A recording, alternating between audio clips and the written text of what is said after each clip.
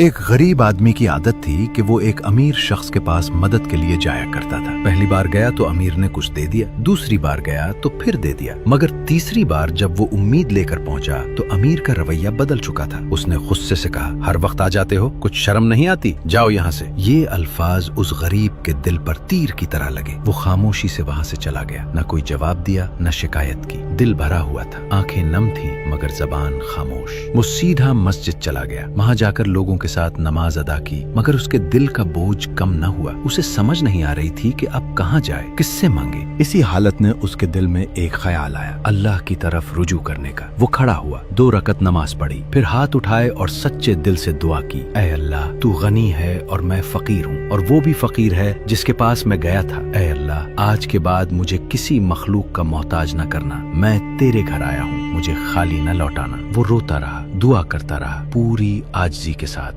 اسی دوران وہ امیر آدمی جس نے اسے جھڑک دیا تھا بے چین ہو گیا۔ اسے احساس ہوا کہ اس نے سختی کی ہے۔ وہ اسے ڈھونڈتے ہوئے مسجد پہنچا، وہاں اس نے دیکھا کہ وہی غریب آدمی ہاتھ اٹھائے رو رہا ہے۔ امیر کے دل میں خیال آیا کہ شاید یہ میرے خلاف بد دعا کر رہا ہے۔ وہ فوراً اس کے پاس آیا اور کہا، بھائی بس کرو، میرے خلاف دعا نہ کرو، میں غلط تھا، آؤ جو کچھ میرے پاس ہے اس میں آدھا تمہارا ہے۔ اور اس نے واقعی اپنا مال اس کے ساتھ تقسیم کر دیا۔ سوچنے کی بات یہ ہے کہ یہ مال کس نے تقسیم کروایا؟ وہ امیر نہیں بلکہ اللہ تھا۔ یہ واقعہ ہمیں سکھاتا ہے کہ اصل دینے والا اللہ ہے، انسان صرف ذریعہ ہوتا ہے۔ جب بندہ مخلوق سے امید توڑ کر خالق کی طرف متوجہ ہوتا ہے تو دروازے وہاں سے کھلتے ہیں جہاں سے وہ سوچ بھی نہیں سکتا۔ اسی لیے کہا گیا ہے، انسانوں سے مانگو گے تو وہ ناراض ہوں گے اور اللہ سے مانگو گے تو وہ خوش ہوگا۔